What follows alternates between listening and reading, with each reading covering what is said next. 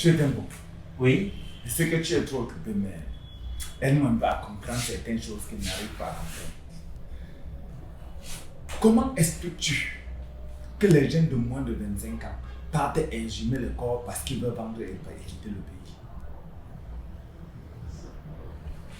Je dis, toi-même tu vois dans quelle situation nous vivons. Est-ce que toi, si tu es arrivé aussi à attraper quelque chose qui peut te faire même quitter ce pays si tu ne devais pas quitter? Non, mais... Tu vois, la jeunesse est en train de souffrir. Moi, personnellement, dès que je suis rentré du Nigeria jusqu'aujourd'hui, je devais enseigner à l'université de l'agriculture. Mais jusqu'aujourd'hui, je suis toujours dehors. Si la situation est comme ça, quel jeune doit accepter de rester dans ce pays? Non, mais attends, quand même. Aller jusqu'à exhumer les corps parce qu'on veut vendre les œufs et quitter le pays, mais il est bien vrai, c'est pas facile, mais c'est bizarre. Et en passant, l'actualité politique, comment tu la trouves? Non, mon frère, laisse. J'ai constaté quelque chose. Il y a plusieurs candidats. Mais un seul est en train de ressortir. Et c'est celui-là que nous on doit appeler le bon diable. Tu vois, quand il arrive quelque part, tout le monde est derrière lui. Quand on a eu à mettre derrière notre candidat, que tout le monde, que tous les Camerounais les mêmes, je parle de Maurice Kamto, et que cet autre aussi est sorti, vraiment, suivons-le. Je parle de Issa Chiroma. Oui, je te comprends.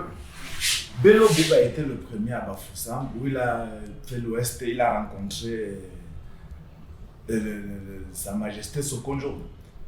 Qu'après le petit causerie, il a insisté que j'aimerais que tu rentres, tu t'entendes avec ton frère. Maurice Kamto a réintégré la même chose. Mais tu vois, depuis, ils n'arrivent pas à s'entendre, ça sonne un genre, ça fait comme si on les a simplement placés là. Donc, du genre, on les a pas, c'est comme on les a écrit, envoyés d'aller faire, on les a pas mis d'aller s'entendre. Mais qui partent plutôt semer un peu le désordre. Parce que là, ils ne sont que deux du Nord. Et tel qu'on le sait, on sait que dans le Nord, quand tu gagnes dans le Nord, tu as de fortes chances de gagner dans tout le pays. Ils n'arrivent pas à s'entendre. Chacun veut tirer de son côté, l'autre. C'est comme si c'est comme si on les a montés d'aller faire ça pour distraire la population. Tu ne vois pas? Tu sais mon frère. Je sais rien. Issa Chiroma a démissionné. Bello Bouba n'a jamais démissionné du RDPC.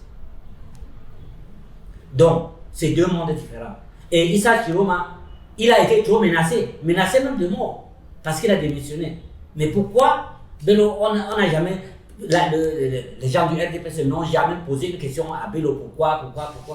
Ils sont là même inquiétés un jour. Il n'a jamais été inquiété. Donc, tu dois comprendre quelque chose. Donc, ils sont deux de la même zone, mais différents. Tu peux avoir raison. Pourquoi? D'après ce qui se dit, Issa Chiroma avait signé sa part de convention avec Paul Biya et non avec le RDPC. Bello a signé avec le RDPC et pour entrer dans le gouvernement, il a amené plusieurs grosses têtes qui sont dans le gouvernement. Lui démissionne seul, il les laisse. Ça veut dire, ses pattes sont toujours là. C'est même ça qui me fait réfléchir autrement que mais lui il devait quitter et traîner tous ceux qu'il a amenés. Que non, sortons de là. Vu que eux tous ont dit ce qu'ils avaient signé, ce n'est plus ça qu'ils vivent. Mais au fond, lui il a amené des gens et il les laisse. Ça veut dire qu'il y a quelque chose qui cloche. Et en passant, quand Chiroma arrive à Bamenda, il s'agenouille pour demander pardon à la population de tout le mal qu'il les a causé. Et subitement après, les chefs amazoniens sortent et disent que le Gostan est arrêté jusqu'au 13. Tu ne vois pas que ça sonne un peu bizarre, c'est comme s'il y a quelque chose qui cloche, qui ne va pas. Quand tu vois un peuple qui a été lésé comme ça, lorsque le problème a commencé, ils ont je veux dire le parti au pouvoir, a dit qu'il n'y avait pas de problème anglophone. Et Issa Chiroma, qui était devant, qui était porte-parole du gouvernement, il a dit, mais il a demandé pardon en disant, il ne faisait que dire ce qu'on lui a demandé de dire. Il ne disait pas ça de lui-même. C'est pour ça qu'il parlait qu'il demande pardon. Je t'aime beaucoup. Moi, je trouve que c'est quand même assez facile. Très facile même d'ailleurs. Comment, dès l'instant que quelqu'un demande pardon, on ne réfléchit même pas. On ne prend même pas 2 jours pour réfléchir. Comme il a demandé pardon le matin, le soir, le gosse est levé. Je crois que c'est... Je vois pas que c'est ça, c'est une certitude. Même c'est le bon diable que Dieu nous a envoyé. Parlant du bon diable, et aussi tout un tas de la société civile qui se sont mis, chacun fabrique son pas, tirer son t-shirt où ils écrivent mon bon diable. Et il s'appelle même la marée jaune. À Yaoundé où ils étaient là, à Bamende ils étaient. Même ici à Douala, le gars a créé l'embouteillage pas possible. Quand il venait faire la campagne ici à Douala, la marée jaune était là sous la pluie du matin au soir. Oh, mon bon diable, mon bon diable. Bon, je pense, lui il est le seul populaire maintenant, mais il y a aussi quelqu'un d'autre qui devrait être populaire. Il y a une seule femme candidate, celle de l'UDC. Ou c'est Kinjoya là. Madame Namjoya, c'est la seule femme. Et tu te rappelles la dernière fois où il y avait un certain Kaiwalai. Elle a levé la foule, mais Namjoya, ça sonne aussi un ginja là, tu vois. Elle a même fait le meeting ici à Douala. C'était là. La population est venue grâce à une maman qui a passé toute la semaine dans les marchés à crier. Unissons-nous derrière Madame Joya, unissons-nous derrière Madame Joya car c'est la seule femme. Elle connaît les problèmes des femmes. Elle va réduire le panier de ménagères. Elle va. Bon, la campagne se bat.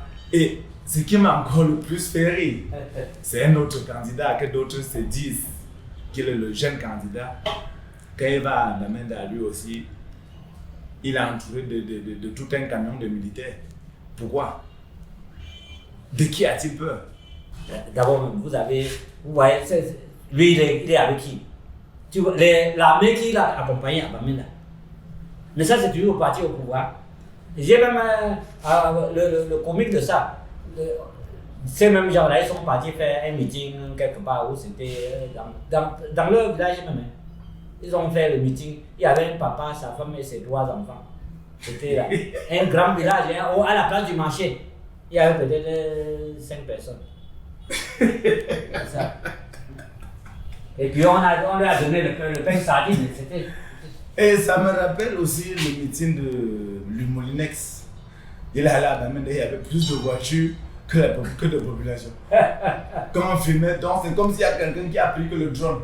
Ou en balai, tu vois, c'est les voitures qui sont entassées. La population n'était que ceux qui sont sortis de la voiture pour faire le meeting. Moi, je me suis demandé, bon, le meeting était alors pour qui et à qui il s'adressait donc.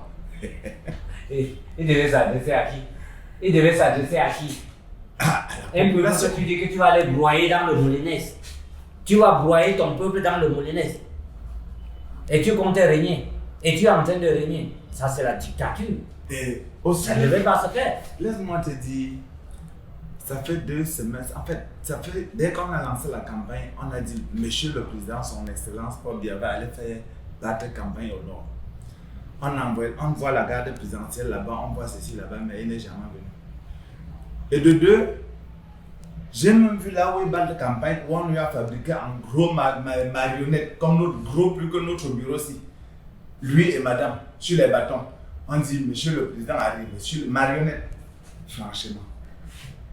Comment peux-tu dire que tu bats campagne? Que tu es en campagne et toi-même tu ne sors pas? Tous les autres sortent tous les jours. Non. On bat campagne pour notre président. Il n'a pas besoin de se déplacer. Or, tu es président de la nation. Donc, cette nation a besoin de te voir face à face. Et ils sont même allés jusqu'à fabriquer aussi le président en artificiel. Ce que vous appelez artificiel. Ils l'ont fabriqué eux-mêmes en artificiel. Des statuettes, non? Où allons-nous? Non, tu dois aussi bien comprendre, on appelle cela, mais chez nous, quand tu ne vois pas quelqu'un, quand quelqu'un veut faire quelque chose, vous ne le voyez pas, et ce n'est que sa photo qu'on présente, ça veut dire qu'il est de l'autre côté. Il a voyagé. Ah, monsieur Tembo. C'est-à-dire, Tu sais, j'ai encore des trucs là qu'il faut que les fasse dans mon coin. Je ne sais même pas s'il est fini ça aujourd'hui. Il me faut finir ça et aller déposer. j'ai fini mon rapport tout de suite là. Et moi, je...